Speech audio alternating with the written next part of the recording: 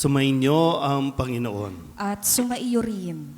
Ang mabuting balita ng Panginoon ayon kay San Lucas. Papuri sa iyo, Panginoon.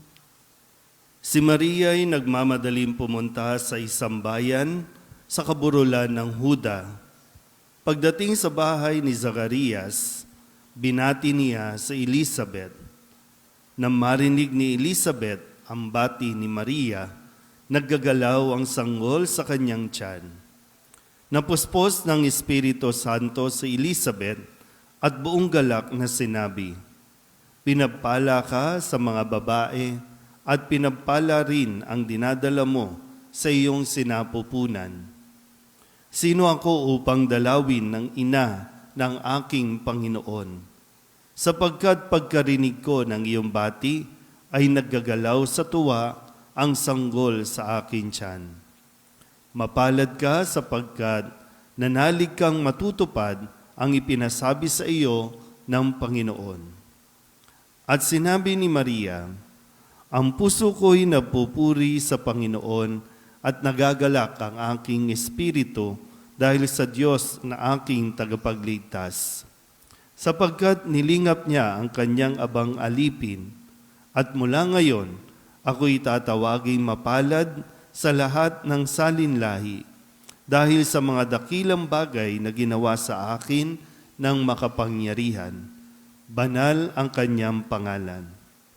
Kinahabagan niya ang mga may takot sa kanya sa lahat ng salit-saling lahi. Ipinakita niya ang lakas ng kanyang mga bisig. Pinangalat niya ang mga palalo ang isipan. Ibinagsak niya ang mga hari mula sa kanilang trono at itinaas ang mga nasa abang kalagayan. Binusog niya ng mabubuting bagay ang mga nagugutom at pinalayas niyang wala ni anuman ang mayayaman. Tinulungan niya ang kanyang bayang Israel bilang pagtupad sa pangako niya sa ating mga magulang, kay Abraham at sa kanyang lahi magpakailanman." Tumira si Maria kina Elizabeth ng may 3 buwan at saka umuwi. Ang mabuting balita ng Panginoon. Pinupuri ka namin, Panginoong Hesukristo. Isang magandang umaga po sa inyong lahat. Ngayon po ay Biyernes, huling araw para sa buwan ng Mayo, at ngayon ay pinagdiriwang natin ang pagdalaw ng mahal na Birhen Maria sa kanyang pinsan na si Elizabeth. Sabihin niyo nga po, pagdalaw.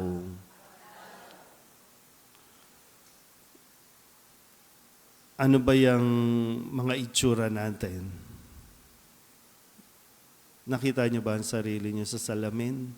Tinitingnan niyo ba sa umaga pa lang? Ano ba yan? Dahil bagong gising o kahit hindi gising, ganyan ang mukha ninyo. Ibig sabihin, no? Pag bagong gising, medyo seryoso tayo. Yung mukha natin, seryoso. Pero gaya ng sabi ko kanina, ano ba, dahil ba sa bagong gising lang yan? O nasanay na tayo na lagi tayong nakasimangot? Kung hindi man sobrang seryoso, parang yung mukha natin, walang kasaya-saya sa buhay.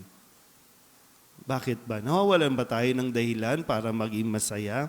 O mas nasasanay tayo na mas maging madali na sumimangot, mainit ang ulo, umagang-umaga, nakasambako lang mukha. Kaya kapag nasasalubong kayo sa daan, parang ano nangyayari? May problema ba ito? O idadahilan ninyo, may maintenance na kayo, side effect ng maintenance.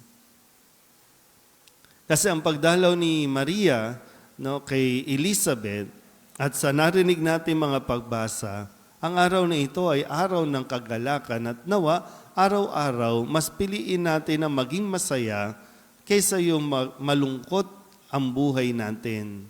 Totoo naman may mga pinagdaraanan, totoo naman may mga problema tayo.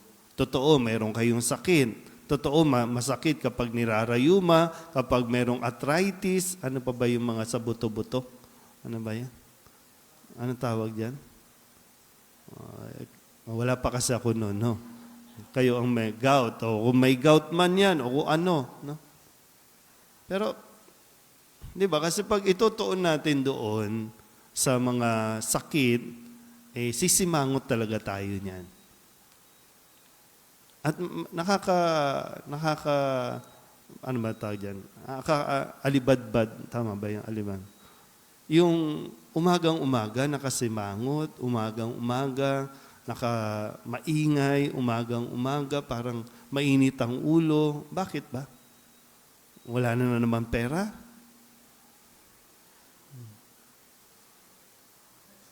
Gaya ng nasabi ko, no? Ang araw na ito, nawa ay mapaalala sa atin na bawat araw, mayroon tayong dahilan para maging masaya. Kaya nga sinasabi sa atin, magsaya tayo. Lalong-lalo na tayo na nagsisimba araw-araw. Ano ba nangyari sa ating ebanghelyo? Di ba, pagkatapos ng pagdalaw ng anghel kay Maria at ipagkaloob o ibigay kay Maria ang mabuting balita at ito ay kanyang tinanggap, ito ay dinala niya kay Elizabeth. Pagdalaw niya kay Elizabeth, ano ba, pagpunta ba niya, naku, Elizabeth, may problema ako.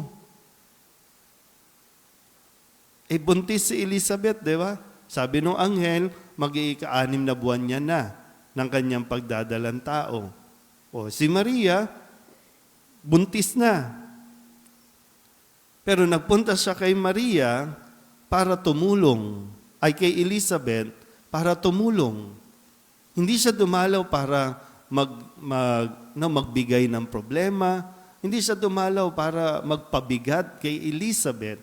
Hindi dumalaw siya para tumulong at yung kanyang presensya, hindi lang basta yung presensya ni Maria, kundi ang presensya ng Diyos na nasa sa kanyang buong pagkatao na. Kaya malayo pa, iba na yung dating ni Maria. Masaya si Elizabeth at nung marinig yung tinig, yung salita, pati yung sanggol sa kanyang tiyan ay naging masaya. Tayo, di ba, araw-araw naman, napapakinggan natin ang mabuting balita. Kaya nga, yung magandang tanong din, pag umuwi kayo, masaya ba sila na umuwi na kayo? Na dumating na kayo? Masaya ba sila na sinasalubong, kayo ba sinasalubong ba kayo pag umuwi? O sasalubungin lang kasi hihingi ng pera? O kaya pag uwi nyo pa lang, no, ang sinabi naman sa atin, sumayin niyo ang Panginoon at sinabi naman din natin at sumayin niyo rin. Kaya lang, pag uwi sa bahay, ano ba? Tanghali na. Nakahiga pa kayo dyan. Wala ba tayong natanggap na mabuting balita? Magandang mapagnilayan kasi yan, no? Yung mga bagay na ganito.